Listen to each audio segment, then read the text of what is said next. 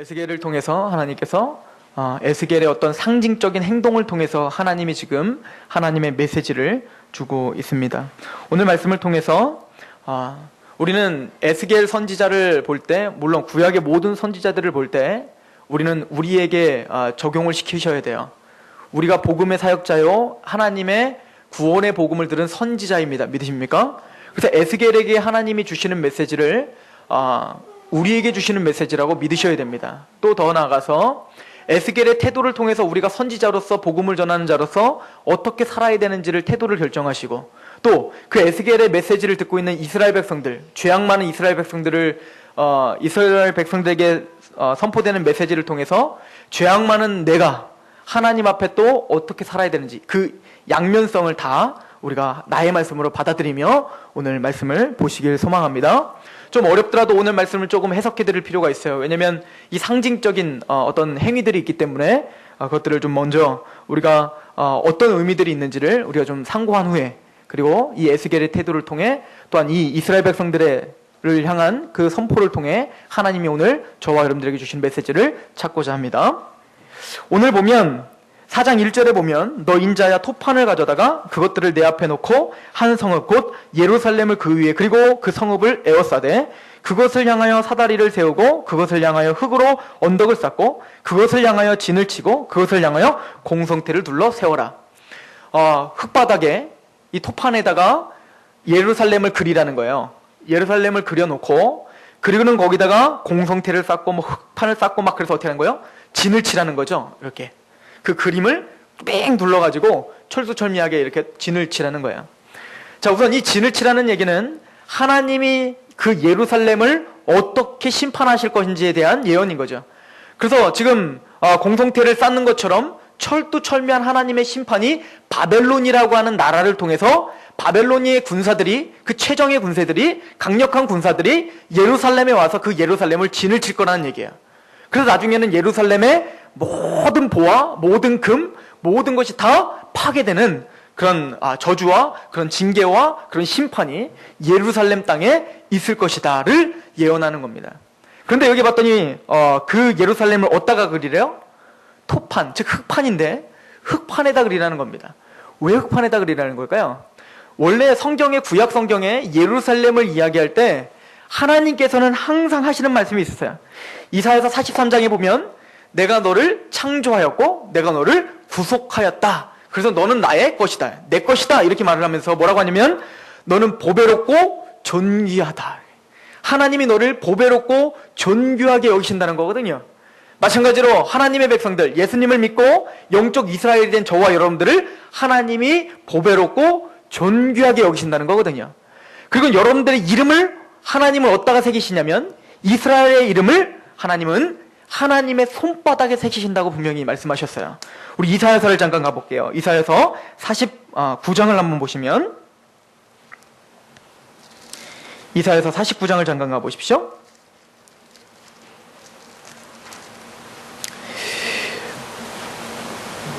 우리가 암송하고 나의 약속의 말씀으로 부르짖어야 될 귀한 약속입니다. 그래서 오늘 찾아봐서 읽어봅니다.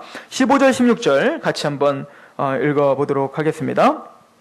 시작.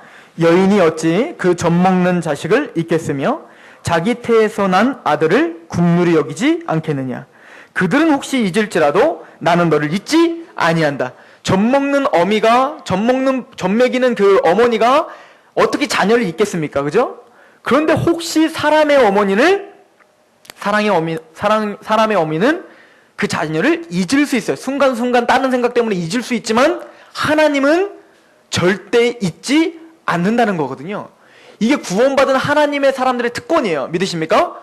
그리고는 이걸 뭐라고 표현하시냐면 16절 같이 한번 읽어봅니다. 시작.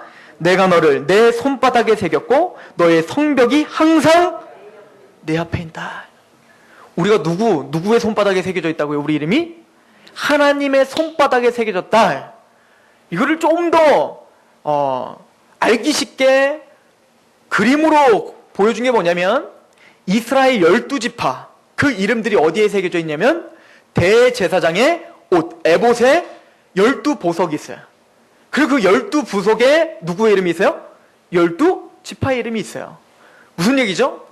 보석 위에 세우겠다는 거예요. 보석 위에 우리의 이름이 기록되어 있다는 거예요. 그렇게 우리를 귀하게 여기시겠다는 거고, 또 그 보석은 누구에게 있어요? 누구 가슴에 있어요? 대제사장 가슴에 있다는 거예요. 우리의 대제사장 되시는 누구? 예수 그리스도의 가슴에 그 값진 보석 위에 여러분들의 이름이 새겨져 있다. 믿으십니까? 이것이 구약의 하나님이 우리 구원받은 사람들을 바라보는 시각이란 말이에요. 그만큼 우린 존귀하고 항상 대제사장 품에서 우리를 잊어버리지 않고 우리의 모든 삶을 주장해 주시는 하나님이시다. 이거를 설명한단 말입니다. 이게 구약의 이스라엘 백성들을 사랑하시는 하나님의 사랑의 표현 방법이었단 말이에요. 그런데 지금 죄 가운데 죄로 말미암아 이스라엘 백성들이 어디 위에 세워졌다고요?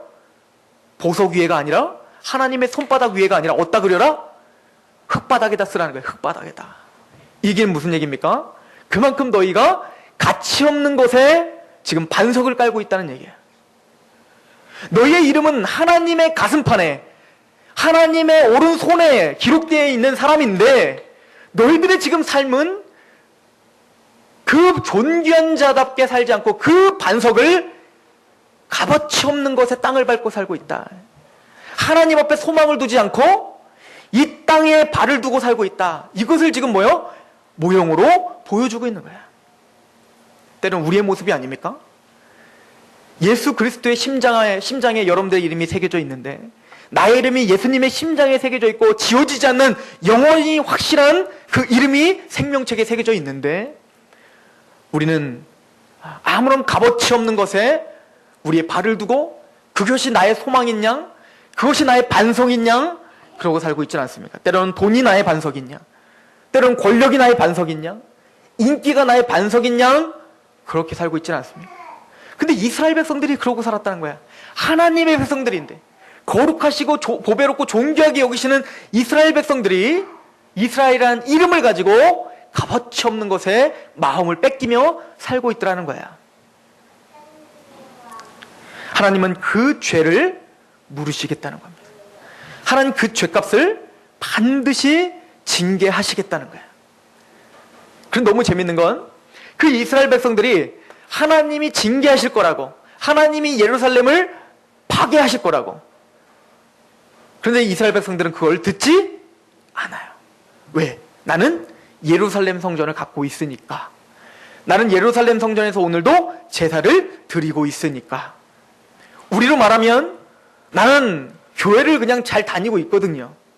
안 빠지고 열심히 최선을 다해서 내 시간 할애하며, 그래서 나는 괜찮다는 거예요. 아니에요. 하나님은 지금 우리의 마음을 받고 싶은 거예요. 우리의 터가 다시 예수님과 그 값진 하나님의 터에 우리의 발이 세워지길 원하는 거예요. 지금 이스라엘 백성들은 하나님과 단절되어 있습니다. 이 상황을 어떻게 그리고 있냐면, 그 다음에 보면, 우리 에스겔서를 다시 한번 가보십시오.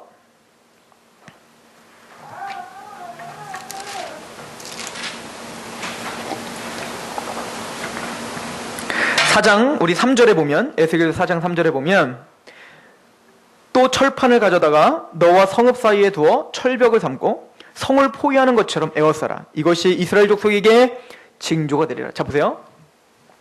예루살렘 성전이 있습니다. 그리고 예루살렘 성전 그 주위에 지금 공성태로 이렇게 쌓아 올렸죠. 이거는 지금 뭐라고 했어요? 바벨론이 이제 이렇게 에워싸는 것처럼 너희를 회파시킬 거라는 거야. 지금 진노의 도구가 바로 바벨론이라는 거예요. 그런데 그 너머에, 그 사이에 예루살렘과 그 공성태 그 다음에 에스겔이 누우라는 거야. 에스겔이 어떻게 누우냐면 이렇게 누워서 이렇게 감싸라는 거야. 그 얘기는 뭐죠? 예루살렘을 바라보며 감싸라는 거야. 그리고는 그 에스겔과 예루살렘 사이에 철판을 어떻게 하래요? 철판을 놔라. 이렇게 합니다. 보십시오. 3절에 또 철판을 가져다가 너와 성읍 사이에 두어. 즉 예루살렘과 누워있는 에스겔 사이에 철판을 두라는 거예요. 이게 무슨 얘기죠? 하나님과 에스겔과 예루살렘 사이에 철판이 둘려서 뭔가 단절되어 있는 것처럼, 하나님과 지금 예루살렘과는 어떻다는 거예요? 단절돼 있다는 거예요. 그래서 바벨론이 이 예루살렘을 쳐들어갈 때 하나님과 단절돼 있으니 어떨까요? 도움의 손길이 있을 수 없다는 거예요. 즉 하나님과 우리 사이에 단절이 될 수 있어요. 구원받은 우리들도 단절이 될 수 있어요. 이 단절은 구원에서 떨어진다는 의미가 아니에요. 예를 들어서 여러분들의 자녀가 뭔가 죄를 짓고 회개하지 않고 나한테 잘못한다고 말 한마디도 없고 계속 잘못을 또 저지르고 나한테 말도 안 하고 계속 삐져있고 방문 확 닫아있고 그렇게 있으면 어때요? 가족이에요. 내 자녀예요. 내 사랑하는 자녀지만 뭔가 모르게 벽이 쳐져요. 그리고 뭔가 모르게 뭐요? 대화가 없어지고 단절이 생기는 것처럼 하나님과 우리 사이가 그렇게 단절이 생길 수 있다는 거예요. 뭘로요? 철과 같은 죄 때문에. 우리의 죄 때문에 하나님은 지금 우리를 징계하시겠다고 하는데 우리의 죄를 깨닫지 못하고 우리는 뭡니까? 하나님과 단절된 상태로 그냥 살아가고 있는 이스라엘 백성들을 보여주고 있는 겁니다. 자, 그리고는 우리 4절부터 보면 너는 또 왼쪽으로 누워 이스라엘 족속의 죄악을 짊어지되 내가 눕는 날수대로 그 죄악을 담당할지니라. 내가 그들의 범죄한 횟수대로 내게 날수를 정하였나니 곧 390일이니라. 너는 이렇게 이스라엘 족속의 죄악을 담당하고 그 수치가 차거든 너는 오른쪽으로 누워 유다 족속의 죄악을 담당하리라. 내가 내게 40일로 정하였나니 하루가 1년이다. 이렇게 말을 합니다. 자, 왼쪽을 누워서 그렇게 똑같이 하고 있는데 이건 누구의 죄를 담당한다? 지금 남유다와 북이스라엘이 있는데 북이스라엘의 죄를 위해서 390일을 누워있고 또 그게 차면 다시 오른쪽으로 누워서 40일 동안 누워있어요. 그거는 누구의 죄? 남유다의 죄를 40일 동안. 자, 이게 무슨 얘기냐면 그리고 1년, 하루가 몇 년이래요? 1년으로 계산하겠다. 그래서 뭐 이제 하루를 1년으로 계산한 걸 다른 거를 계산하면 안 되고 여기서는 하루를 1년으로 하겠다니 하루를 1년으로 여기선 계산하면 되는 거야. 다른 데다 대입하시면 안 되고. 자, 이 날수가 어떤 의미가 있냐면 390일이라는 건 그러면 1년을 하루를 1년으로 하면 몇 년이 됩니까? 390년이 되잖아요. 자, 이 390년이라는 건 북이스라엘이 갈라져서 여로보암서부터 이스라엘이 패망할 때까지가 딱 390년의 시기예요. 이해가십니까? 즉 무슨 얘기죠?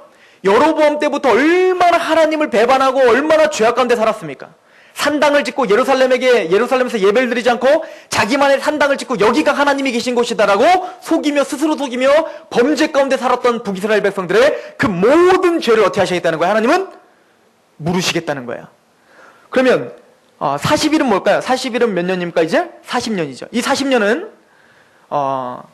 여러분들 요시야 왕 아시죠? 요시야 왕 13년서부터 유다가 패망할 때까지가 딱 40년 기간이에요. 그럼 요시야 왕 그 13년에 어떤 일이 있었냐면 예레미야가 메시지를 선포하는 시기였어요. 회개를 외쳤던 시기였어요. 게다가 그 요시야 13년에 성전에서 율법책을 발견해요. 그래서 요시야가 그 율법책을 가지고 종교개혁을 일으킨 시기가 바로 요시야 13년이에요. 근데 그때부터 유다가 패망할 때까지 그 40년 동안 하나님이 예레미야의 그 선포를 보여주셨고 분명한 회개를 외침이 있었는데도 불구하고 또한 요시야를 통해서 율법을 발견하게 하고 그 하나님의 말씀을 깨닫게 했는데도 불구하고 이스라엘 백성들은 돌이켰어요? 돌이키지 않았어요? 돌이키지 않았음을 지금 보여주고 있는 겁니다. 그럼 이걸 다 합해서 이렇게 우리는 해석할 수 있어요. 우리의 모든 삶 속에서 하나님 앞에 범죄를 저질렀던 모든 것들 그 죄를 하나님은 우리에게 물으실 거예요. 징계하실 거라는 거예요. 여러분들 우리 구원론 배운 사람들 구원받은 사람들이 징계 있어요 없어요? 있어요. 하나님의 자녀이기 때문에 징계가 있다는 걸 명심하시길 바랍니다. 그리고는 하나님은 분명히 회개를 외쳤고 또 그 잣대 내가 무슨 죄를 졌는지 율법을 분명히 보여줬지만 그럼에도 불구하고 강팍해서 하나님을 찾지 않고 하나님께 돌이키지 않는 이스라엘 백성들에 대해서 하나님은 지금 진노하고 계신다고 지금 에스겔을 통해서 선포하고 있는 겁니다. 그런데 하나님의 백성들에게 이렇게 진노를 하시고 그리고는 바벨론을 통해서 징계를 주시는 목적은 뭘까요? 우리를 깨닫고 돌이키게 하려는 것이지 이스라엘을 완전히 없애버리고 이스라엘을 전멸시키려는 하나님의 의도가 아니지요. 그래서 뭐라고 하냐면 여러분들 390일과 40일을 더하면 뭐가 되죠? 430일. 그걸 1년으로 계산하면 몇 년이 됩니까? 430년. 이게 몇 년, 무슨 횟수인지 아십니까? 그죠? 이집트에서 430년 동안 살았다가 모세를 통해서 구원받은 것처럼 기간이 있다는 거예요. 내가 너를 반드시 회복시키겠다라는 의미예요. 내가 너를 반드시 회복시키겠다. 내가 너를 반드시 그 죄값을 물어서 징계하되 그 징계는 영원한 것이 아니요 너를 회복시키려고 하는 채찍이다. 그러니 그 채찍을 맞을 때 낙심하지 말아라. 그리고 소망을 주시고 희망을 주시는 거예요. 하나님은 우리를 더 거룩한 백성으로 삼기 위해 우리에게 때로는 고난을 주실 수 있어요. 때로는 우리를 더 정결한 하나님의 사람들처럼 우리를 정결한 사람으로 만드시기 위해 우리를 풀무불에 던지실 수 있어요. 그러나 다니엘 세 친구들이 풀무불에 던져지지만 거기에 인자가 함께 하셨던 것처럼 그 고난 중에도 저와 여러분 중에 하나님이 함께 하시는 줄로 믿습니다. 그래 낙심하지 마십시오. 때로는 지금이 고난의 시기일 수도 있어요. 그럴 때도 낙심하지 마십시오. 영원히 한 것이 아니에요. 우리는 하나님의 소망을 바라볼 수밖에 없는 자들이요 하나님이 우리에게 복 주실 수밖에 없는 자들이에요. 왜요? 바로 이스라엘 백성들이 이집트에서 그런 고된 고역을 있을 때 이스라엘 백성들이 하나님 앞에 어떻게 하죠? 외쳐요. 고함을 질러요. 너무너무 힘들다고.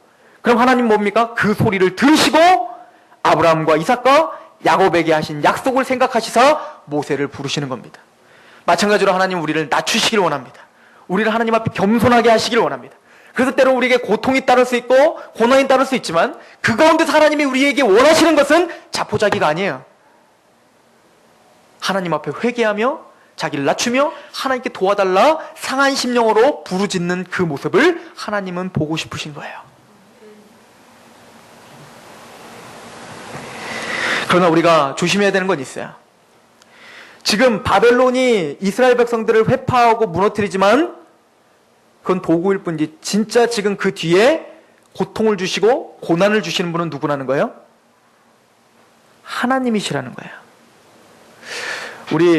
제가 오두막이라고 하는 책을 봤어요. 이게 지금 미국에서도 베스트셀러가 되고 굉장히 막 인기가 있대요. 그리고 우리나라의 목사님들도 막 이거에 이 책이 무슨 어떤 목사님은 이 책을 보고 감명을 받아갖고 이 책을 몇 주? 20주?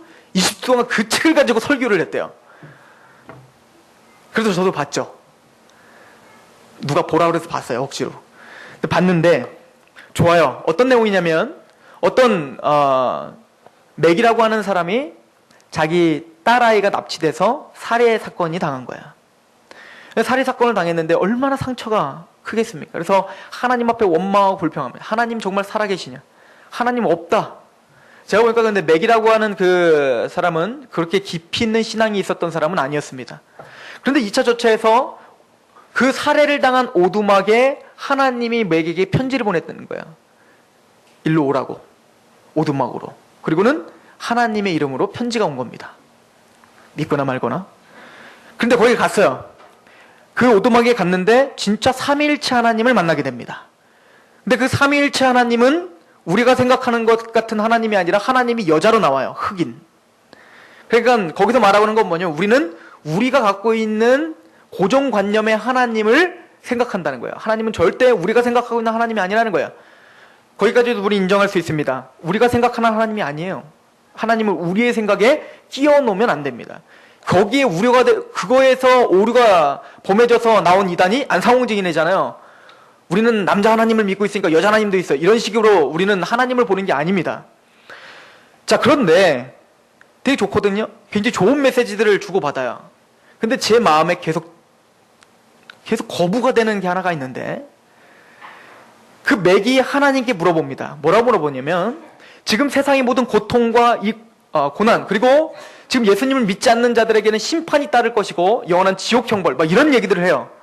그런 이야기를 할 때 이것도 그러면은 그들은 어떻게 됩니까? 회개됩니까? 이런 얘기를 물어보니까 그 하나님 뭐라고 대답을 하냐면 아니다. 나는 고통을 주는 하나님이 아니고, 나는 심판을 하는 하나님이 아니고, 나는 오직 사랑만 하고 긍휼만 베풀며 자비를 베풀기 원하는 하나님이지, 나는 절대 그런 고통과 그런 고난, 그리고 그런 심판, 영원한 지옥, 이런 걸 주는 하나님은 아니라는 거예요.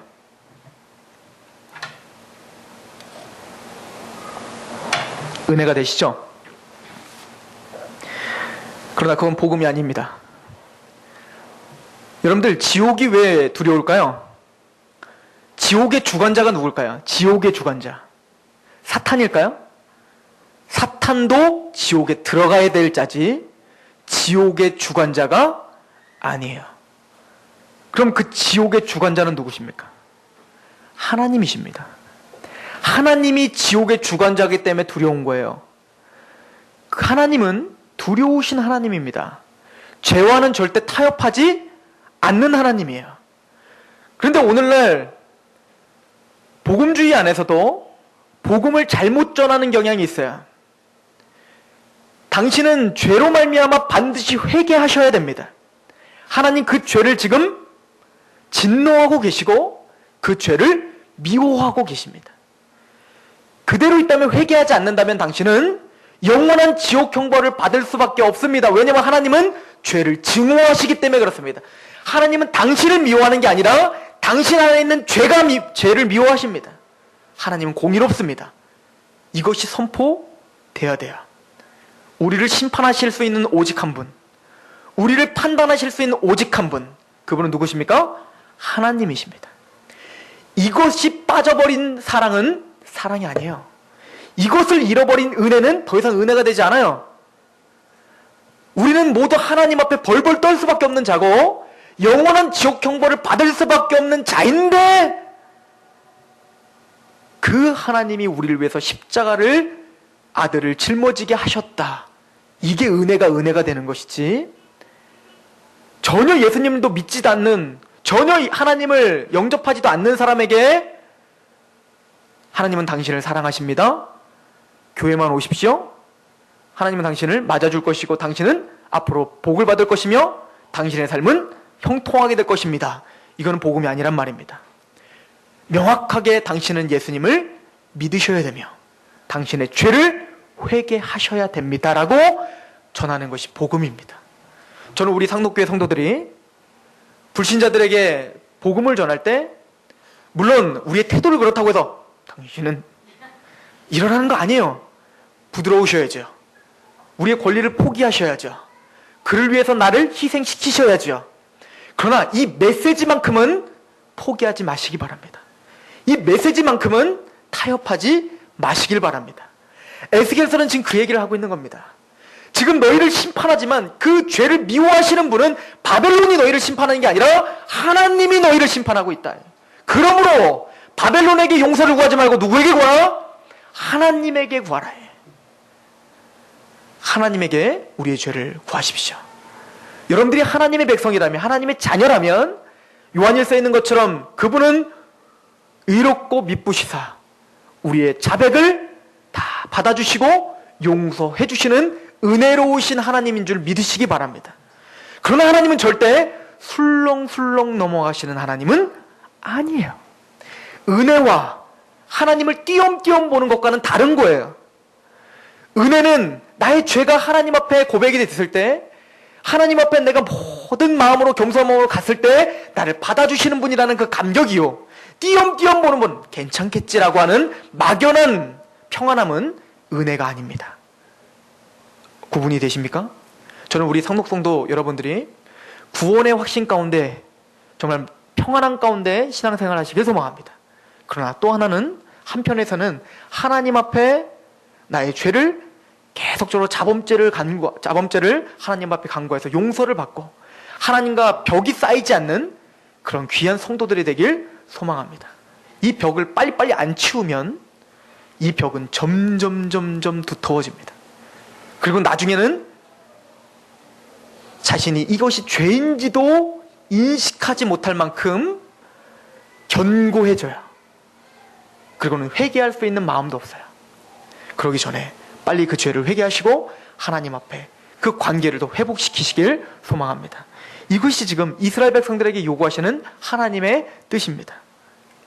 그렇다면 우리는 에스겔의 태도를 통해서 우리는 무엇을 봐야 됩니까? 여러분들 보세요. 에스겔이요, 지금 이스라엘 백성들에게 회개를 촉구하는 에스겔이 어떤 지금 태도로 회개를 촉구하고 있죠?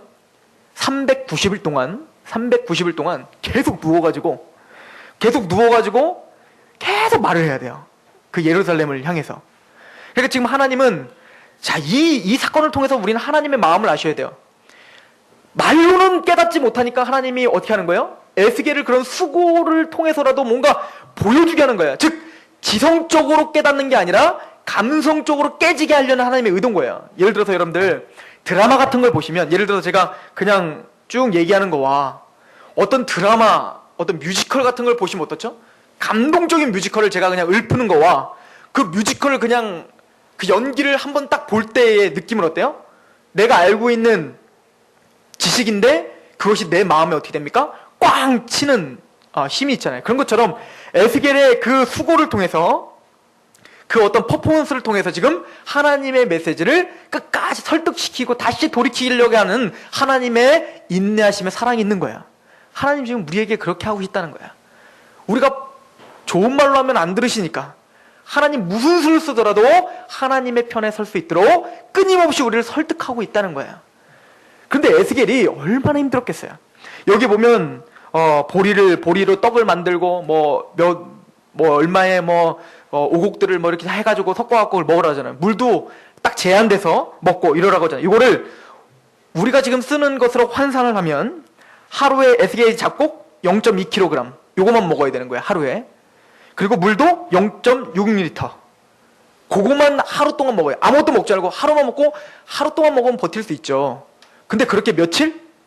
390일을 그렇게 버티라는 거예요. 이것은 사람이 견디기 참 힘든 상황인 거야.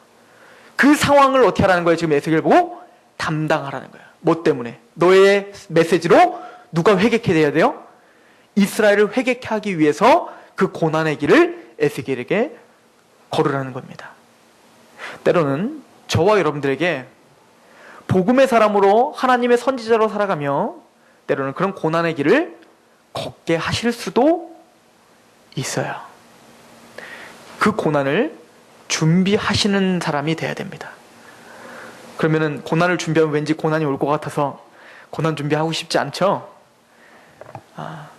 그러나 하나님이 때로는 우리에게 고난을 주실 수도 있어요. 우리의 삶 속에서. 복음을 전하다 보면, 또 하나님의 사람답게 살다 보면, 말씀대로 살다 보면 때로는 우리에게 고난도 닥칠 수 있어요. 그거를 기꺼운 마음으로 받아들일 수 있는 사람, 이게 지금 에스겔이었어요. 나의 그 고난을 통해서 이들이 살 수만 있다면, 나의 고난을 통해서 이들이 생명을 얻을 수만 있다면, 이게 누구의 마음이었죠? 모세의 마음이었어요. 하늘에 나의 이름을 지워주시고 이들을 회복시켜주세요. 그럼 절대 하나님 모세의 이름 지워주지 않습니다. 그런 태도를 갖고 있는 사람, 그런 삶의 마음을 갖고 있는 사람, 하나님 절대 내버려두지 않아요. 하나님은 그를 붙잡으십니다. 하나님 에스겔을 한번 보십시오. 에스겔이 버림받나. 에스겔은 이 고난을 통해서 하나님의 일을 담당합니다. 즉 구원받은 사람은, 바로 이 메시지를 전하는 사람들은 하나님의 사람답게 하나님의 말씀에 복종할 수 있는 준비가 되어 있어야 된다는 얘기입니다. 에스겔은 390일 동안 실제적인 고통을 앞두고도 묵묵히 그 일을 해냅니다. 여러분, 하나님은 지금 우리에게 그 순종을 요구하십니다. 복음은 지식적인 게 아닌 거 아시죠? 복음을 믿는다는 것은 단순히 내가 예수님을 믿습니다, 천국 갔습니다라는 그 감정적인 확신뿐만 아니라 복음은 우리에게 순종을 요구합니다. 복종을 요구하십니다. 그래서 우리는 구원받은 사람이 예수님을 두 가지로 고백을 합니다. 예수님은 나의 그리스도요 주님이십니다. 주님은 나의 주인이시라는 얘기예요. 나는 복종할 준비가 된 사람입니다. 이미 예수님이 십자가에 죽으셨을 때 나도 함께 죽은 사람이 됐습니다. 그러니 시체가 어떻게 마음대로 걸어다닐 수 있겠습니까? 그러니 어떻게 죽은 사람이 내 뜻대로 살 수 있겠습니까? 나는 주님이 가라는 곳에 가고 주님이 하라는 것을 하는 사람입니다 라는 고백이 거듭남이에요. 기분 나쁘십니까? 이것이 성경이 말하는 구원입니다. 이것이 성경이 말하는 복음입니다. 우리 이 복음을 값어치 없는 복음으로 전락시키지 맙시다.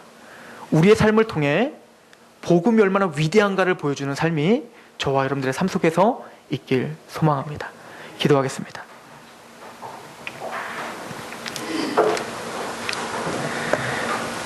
하나님, 어찌하든 이스라엘 백성들을 회개케 하시고자 하는 그 열정과 그 사랑과 그 인내하심을 우리가 봅니다. 몇백 년 동안 끊임없이 죄를 짓고 회개하라는 그 외침을 듣지 않는 강팍한 이스라엘 백성들, 그러나 끝까지 포기하지 않고 에스겔을 통해서 또다시 회개를 외치시는 하나님, 그리고는 말로 안 돼서 하나님이 그런 여러 가지 상황들을 보여주시면서도 그들을 향한 사랑을 놓지 않는 하나님, 우리를 향한 그 끈질긴 사랑이 우리를 이끌고 계심을 믿습니다. 우리의 상황과 우리의 감정과 우리의 모든 것을 다해 하나님 앞에 순복할 수 있는, 그래서 복음을 영화롭게 하는 귀한 하나님의 사람들이 될 수 있도록 인도하여 주시옵소서. 그렇게 하신 하나님을 찬양하오며 예수 그리스도의 이름으로 감사하며 기도하옵나이다.